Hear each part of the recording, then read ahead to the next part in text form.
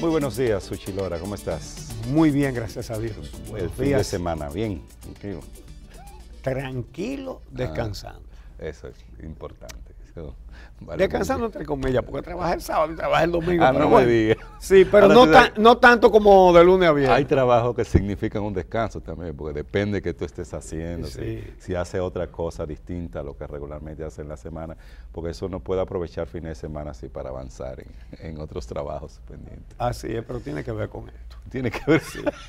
Mira, no tenía el tema previsto, pero ya que ustedes lo tocaron, el de una sala dedicada al dictador en el Museo de Historia y Geografía, primero me solidarizo con lo que ustedes han expresado, que siempre y cuando sea para decir lo que significó esa tiranía, siempre y cuando sea para mostrar lo que es una dictadura para las generaciones que no la vivieron, por ejemplo, con los nombres y la fotografía de lo que se pueda recopilar como víctimas del Trujillato, porque fueron 21 años de sangre, 31 años de sangre y al mismo tiempo 31 años de silencio. Ajá. Entonces, si fuera para mostrar cómo hubo aquí una era en que no existieron nunca las malas noticias, todas las noticias eran buenas, por el control de la prensa, por el control de los medios de información, siempre y cuando sea para mostrar, por ejemplo, la silla eléctrica de la 40. Claro. ¿Verdad? Siempre y cuando sea para mostrar videos con testimonios de los que fueron torturados y si lo solicitan, nosotros tenemos testimonios horribles ofrecidos en mi programa de los sábados con mi hija Diana. Esta misma semana hicimos una serie Todo por sobrevivir, sobre personas que sobrevivieron a diferentes situaciones extremas, ¿no? Y presentamos juntos a Julio Escoto y a Fafa Taveras, torturados salvajemente en la 40, los dos. Y no es solamente las torturas físicas, bueno, eso es una cosa horrenda. Si es para mostrar eso, muy bien. Para que las nuevas generaciones digan, no, pero no podemos permitir un dictador otra vez. Porque no podemos nosotros mismos propiciar que tengamos que hacer trabajo de darle fin a una dictadura en el baúl de un carro. Así es. Y si fuera, por ejemplo, para mostrar, digamos, las armas con las que se aniquiló esa dictadura. En fin, si fuera para mostrar, por ejemplo, la forma en que Trujillo primero tomó el poder militar, que se lo entregaron las fuerzas de intervención norteamericanas. Segundo, el poder político, asesinando gente antes de ser gobernante, haciendo una campaña electoral de terror. Si fuera para mostrar cómo tomó el poder económico al hacerse dueño de los ingenios azucareros, que como ha demostrado Bernardo Vega, con datos, como escribe siempre Bernardo Vega, ¿verdad? Con documentos, cómo se hizo Trujillo tan rico, que le encantaba decir que le resolvió un problema a una anciana, yo qué, con fondos, decían, de su propio peculio personal. Perdón, las 3P, su propio peculio personal. ¿Cómo se hizo tan rico?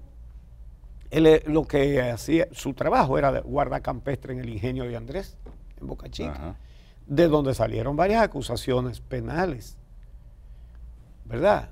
De abigeato y de abusos contra menores de edad. Si fuera para exponer todo eso, está muy bien. Claro. Si fuera bueno, olvidaba decir, por poco olvidaba decir lo de los ingenios azucareros, que los compraba el Banco Central. El Banco Central ponía el dinero para comprarlos, pero eran propiedad personal de Trujillo entonces. Como todas las empresas del Estado Dominicano, no había diferencia en ese momento exactamente. entre entonces, si que fuera era para, del Estado y que era de Trujillo. Si fuera para exponer todo eso, muy bien. Ahora, ojo, los trujillistas tienen un argumento bastante flojo que estoy casi seguro, porque tengo mucho tiempo observando ese tipo de cosas, y es lo siguiente: pero la historia no se puede tapar, porque Trujillo tuvo sus cosas malas y sus cosas buenas. Enséñale el dedo mayor hacia arriba al que le diga eso, ¿verdad? Sí, ¿por qué? Porque las cosas no son que tuvo sus cosas buenas y tuvo sus cosas. ¿Cuáles son las cosas buenas? Bernardo Vega ha desmontado las supuestas cosas buenas, que instituyó el peso dominicano, el penúltimo país del continente que lo hizo. ¿Sabían ustedes que Haití lo hizo mucho antes que la República Dominicana, establecer su moneda? Que pagó la deuda externa, recogió todos los dólares, y ¿creen ustedes que esos dólares fueron a parar al Banco Central? Al peculio personal, al famoso peculio personal, al PPP. ¿Qué hizo escuela? Pero si usted dura 31 años gobernando y no hace escuela, dígame usted. Oye, que acabó con la migración y enfrentó la migración haitiana hacia la República Dominicana. Ese es el dato más falso. El dato más falso. Se refieren a una matanza, sí, que hizo en el 1937 contra haitianos que estaban en la República Dominicana. Averigüen. La Verdad mandó a matar a haitianos que estuvieran cerca de la frontera, porque tenían que estar cortando caña en los ingenios que él se robó. Averigüen si en San Pedro de Macorís mataron a algún haitiano, si mataron a alguno en La Romana, si mataron a alguno en Montellano, si mataron a alguno en cualquier zona de ingenios azucareros. En Jaina, no, ni uno, pero no solamente que no los mataron, que no le dieron ni un pellizco. Entonces, ¿quién fue el que comenzó a hacer acuerdos con los gobiernos haitianos para comprar por cabeza los haitianos para traerlos para acá a cortar caña? Rafael Leónidas Trujillo Molina, ese mismo, que firmó con diferentes presidentes haitianos acuerdos por 5 años para todos los años traer para la zafra haitianos. ¿Y cómo fue que se fueron quedando? Esos contratos, como los que después firmó Balaguer, lo de Balaguer era por 1 año, el negocio se hacía anual. Lo de Trujillo eran 5 años. ¿Cómo fue que se quedaron? Porque esos contratos especificaban que al terminar la zafra, entonces el gobierno dominicano iba a recoger a todos esos braceros haitianos y los iba a enviar de nuevo a Haití. ¿Y qué era lo que hacía Trujillo? Si lo devolvemos tenemos que comprarlo el año que viene. Claro. Y recogerlos cuesta dinero, alojarlos cuesta dinero, alimentarlos cuesta dinero, transportarlos a la frontera cuesta dinero. Entonces, que se la busquen como ellos puedan y quieran. Hasta la próxima zafra. Hasta la próxima zafra. Obviamente, se les decía braceros. Es decir, que lo que interesaban eran los brazos para cortar caña. El ser humano no importaba. Pero son seres humanos. Y no hay mandato divino más obedecido que aquel de crecer y multiplicaos, ¿verdad? Y entonces, toda esa gente aquí, ¿qué se pretendía? Que no iban a tener descendencia. Es decir, Trujillo trajo cantidad de haitianos para acá. Ahí fue cuando comenzó de verdad. Comenzó con los ingenios norteamericanos, pero no tuvieron tiempo de traer tantos. ¿Verdad?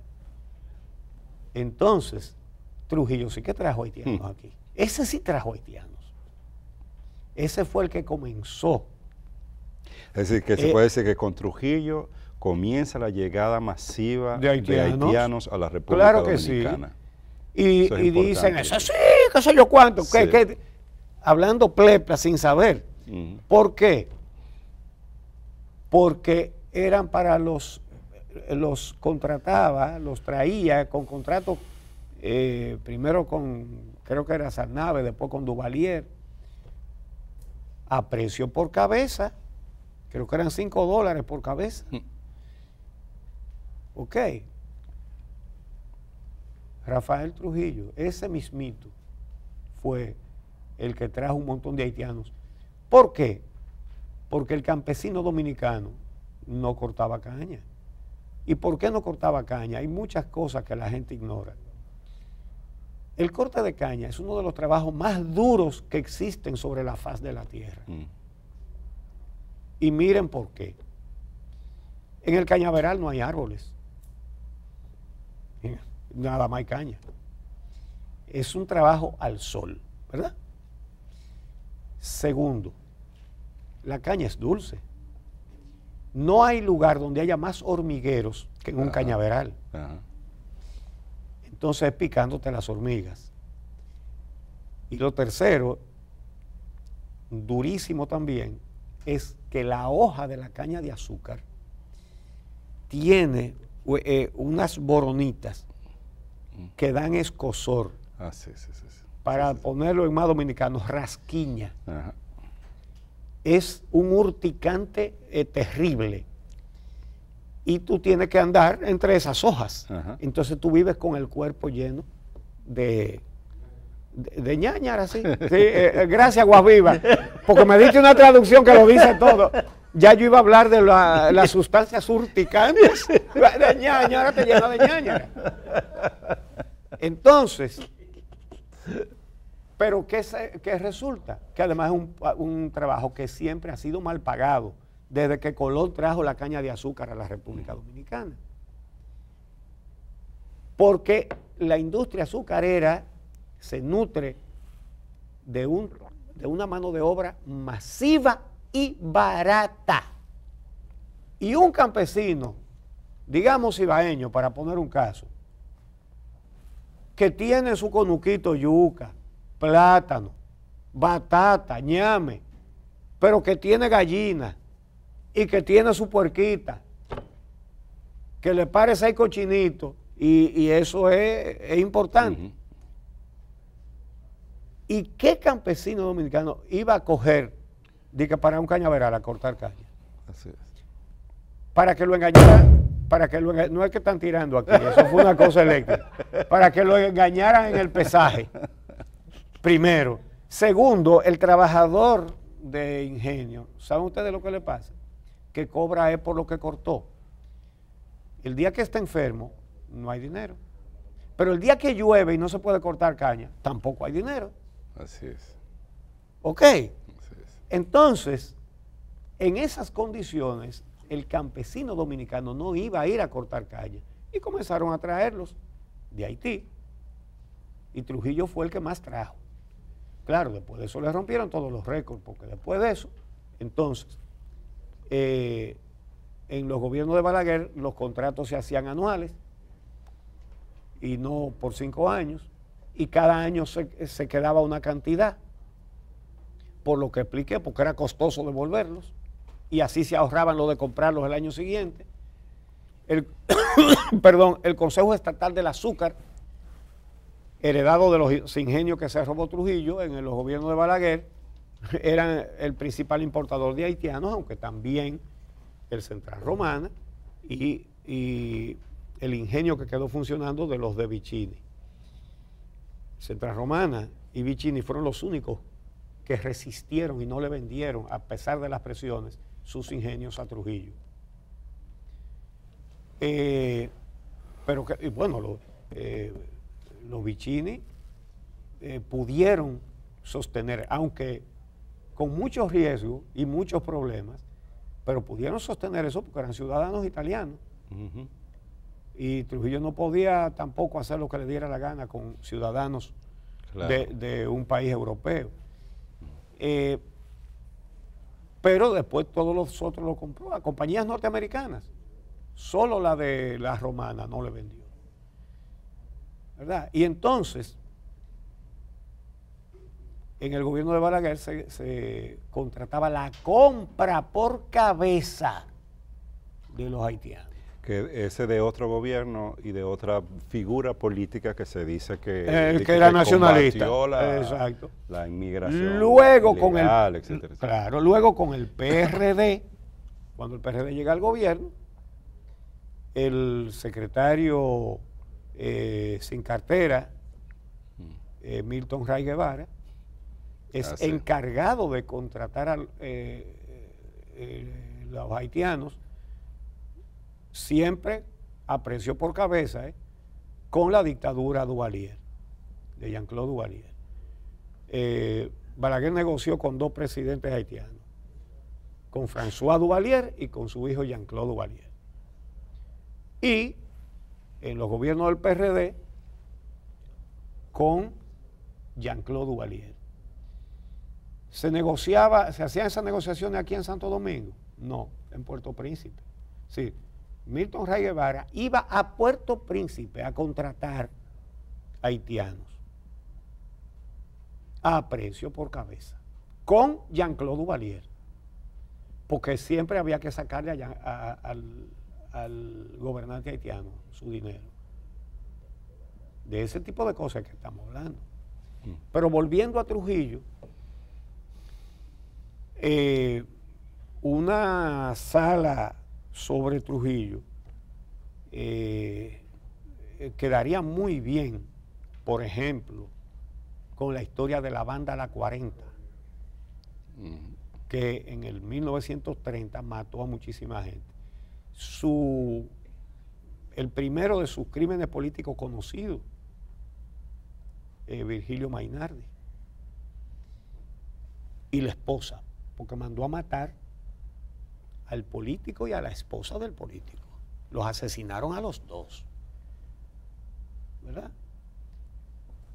Entonces, la corrupción mediante la cual se hizo uno de los hombres más ricos del mundo, eso debe ser un tema de alto interés. Que por cierto es otra de las falsedades que hay que desmontar cuando se dice que en la época de Trujillo no había corrupción y que a los corruptos se tenían que pagar su consecuencia.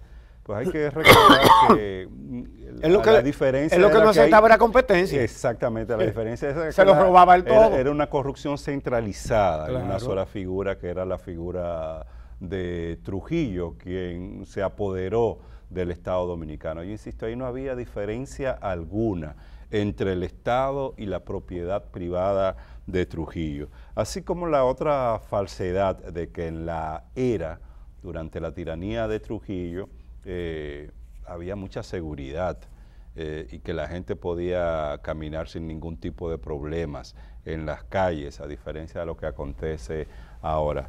Pues mire que en esa época también, y sobre todo con mucha dureza, era la época fundamentalmente del terror, la época de la sangre, la época donde no podías disentir, donde no podías tener una opinión distinta a la opinión del dictador y sus acólitos.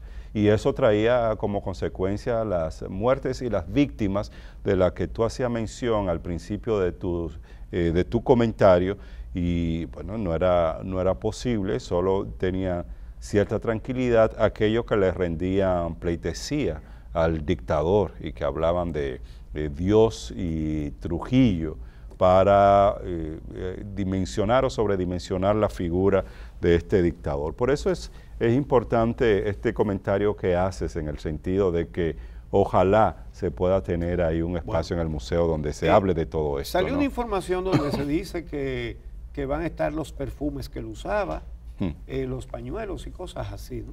Gemelos y qué sé yo. Bueno, yo no creo que a nadie le interese o le haga bien. Ay, mira los gemelos que se ponía el jefe. Sí. O mira el perfume. Los uniformes del jefe. Si va a haber algún líquido exhibido, no debería ser un perfume, debería ser sangre.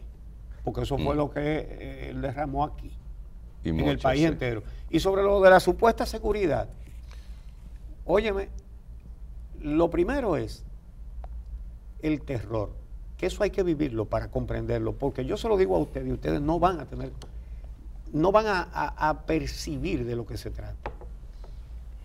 Los cepillos, el servicio de inteligencia militar, el sombrío aparato de espionaje que tenía Trujillo, se movía en carritos Volkswagen, en cepillos. La gente le decía cepillos, en otros lugares le dicen escarabajo. El motor de esos cepillos en esa época tenía un sonido muy particular que se conocía a legua. Y la gente trancada en su casa, todo el mundo trancado de noche. Nadie dejaba salir un hijo de noche, porque no sabía si lo estaba mandando a la muerte. Y cuando la gente oía que pasaba, cerca de la casa en la noche se temblaba. Entonces, esa era la seguridad. Pero voy a recomendar otro libro de Bernardo Vega. El título no lo puedo repetir porque no hay quien se lo aprenda, porque es un artículo en sí. Es el título más largo que yo he visto en un libro. Pero habla de las pequeñas cosas. Está hecho con el archivo de Trujillo. Bernardo Vega escribió ese libro con el archivo de Trujillo. ¿Ok? Y es muy interesante porque abundan los relatos de los crímenes, de las torturas, de las cámaras de tortura, de todo eso. Pero hay él habla de los pequeñitos casos, que es donde se percibe que en todo lo que se respiraba era miedo y dictadura. Por ejemplo, oye la seguridad. Relata todo esto con nombre, apellido, fecha, expediente judicial y todo. Un muchacho en Santiago iba por la calle, en la calle El Sol, y dijo, ¡viva yo! Y lo metieron preso y le hicieron un expediente, porque al único que se le podían echar vivas era Trujillo. El tipo dijo, ¡viva yo! Preso con un expediente. En San Francisco de Macorís, en un campo de San Francisco de Macorís, un hacendado cumplía años y le organizaron un cumpleaños en su campo, en una hacienda, ¿verdad? Un campesino rico. Y se hizo un expediente y comenzaron a coger gente presa de los asistentes y el mismo cumpleañero. Porque en ese cumpleaños se hizo un brindis y fue por la salud del que cumplía años y no por la salud de Trujillo. Presos todos. Pero el famoso caso que Balaguer le llamó en tiempo de Trujillo la conspiración del silencio. ¿Saben ustedes cuál fue la conspiración del silencio de Santiago? O que se le hizo un homenaje a un abogado famoso, Cabral creo que era, que cumplía 50 años en el ejercicio del derecho, y sus colegas le hicieron un agasajo en el Hotel Matún, y en los discursos nadie mencionó a Trujillo, preso todo el mundo, y Balaguer pronunció un discurso en el que le llamó la conspiración del silencio. Incluso fue a pronunciar, ese discurso fue a pronunciarlo a Santiago, porque como en Santiago fue donde se hizo esa barbaridad de hacer un acto sin adular a Trujillo, él fue a hacerle un desagravio, pero entonces él aclaró que no era un desagravio, porque al haber hecho esa conspiración del silencio contra el querido jefe, a quien había que desagraviar no era Trujillo, era a Santiago, que lo habían tomado como territorio para hacer esa infamia de no alabar a Trujillo. Esa era la seguridad. Ay, Dios mío. Entonces, pero todo eso lo vamos a exponer en esa sala. Ojalá que sí, porque de lo Porque contrario... porque si no es eso, yo le voy a decir a ustedes, hay gente que también dice, pero es democracia, se puede hablar. Depende, no de lo que atente contra ella. Y si no, pregunten cómo se trata cualquier actividad de loa a Hitler o de neonazismo en Europa, comenzando por Alemania, por supuesto, pero en todos los países. Así es. Siempre hay gente así, ¿no? Porque en la humanidad hay de todo. Hay asesinos, no habrá gente que adule a dictadores. Y muchas veces sale uno por ahí alabando a Hitler, preso. Es preso que van. Obviamente porque hay que vacunar a la sociedad contra la dictadura. Bueno. Y el mayor signo de intenciones dictatoriales lo tienen aquellos gobernantes que se hacen alabar.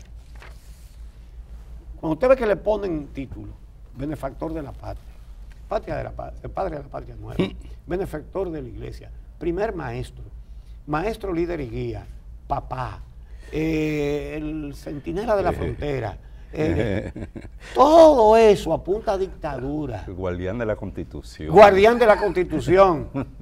No, el Cristo y yo, Cristo y... El que hizo la revolución educativa. Óigame, cuidado con eso. Ojo, pero ojo, Ojo, hay que cuidarse de todo eso. Porque hay que cuidarse de lo que representa el dictador más sanguinario que ha conocido este continente. Bueno, Uchi, Mira, tenemos que hacer la pausa.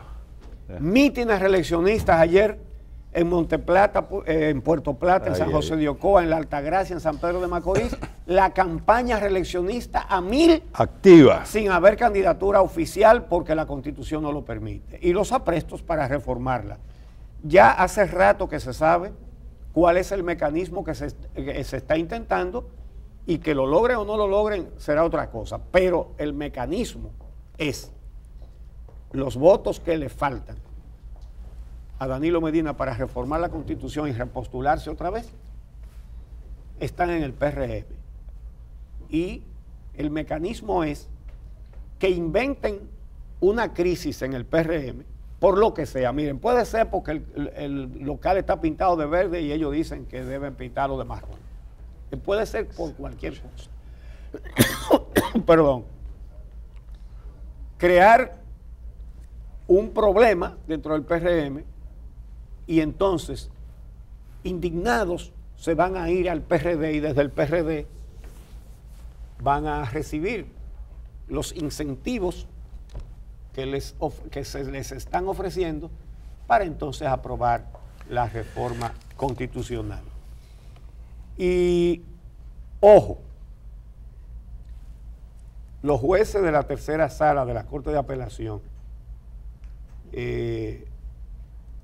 tienen en sus manos el caso de una medida de coerción, de revisar una medida de coerción impuesta a Rafael Matías Pérez, perdón, alias El Fuerte, acusado como jefe de una banda a la que le decomisaron 363 kilos de cocaína en 2017. Ese señor, con ese expediente, el juez de ejecución de la pena de San Cristóbal le dio libertad condicional, a pesar de que era reincidente. La periodista del periódico El Día, que trata sobre esos temas, Teresa Casado, publicó esa información. Y ella puso una querella contra ese señor, peligrosísimo, obviamente, por la actividad a la que se dedica, de que él le mandó por un correo electrónico, y ella pone el nombre del correo electrónico y todo, amenazas. Aquí el narcotráfico ha andado a sus anchas, pero no ha matado periodistas. Aquí las autoridades son responsables de Teresa Casado, son responsables de la libertad de información, son responsables del ambiente para el ejercicio del periodismo. Hasta ahora, este y los gobiernos anteriores, pero este más, ha atentado contra la libertad de prensa en el sentido de que compra medios, pero no han perseguido periodistas, salvo incidentes aislados. Las autoridades son responsables de Teresa Casado, de la periodista Teresa Casado, del tocayo periódico El Día. Y además, se debería hacer una investigación de las circunstancias en las que funcionarios judiciales han mandado para la calle a esta persona. No sabemos quién es, no lo sabemos. Eso pasó como por debajo de la mesa, sí. Pero ojo pelado. Eso tiene que investigarse y, como tú dices, garantizar la protección de esta periodista. Tenemos que hacer, Uchi, una pausa. Ustedes no se vayan. Cuando regresemos, nuestro espacio estelar, una primera entrevista con representantes de la Cámara Americana de Comercio en la República Dominicana, Alexander Chat y Alejandro Rojas, nos van a hablar sobre un tema relacionado con la facilitación de comercio, logística y carga en el país. En una segunda entrevista, Julio Jiménez, diputado del PLD, y Darío Solano, gestor cultural, nos van a hablar de la explotación minera en Boca de Nigua. No se vayan, regresamos en breve.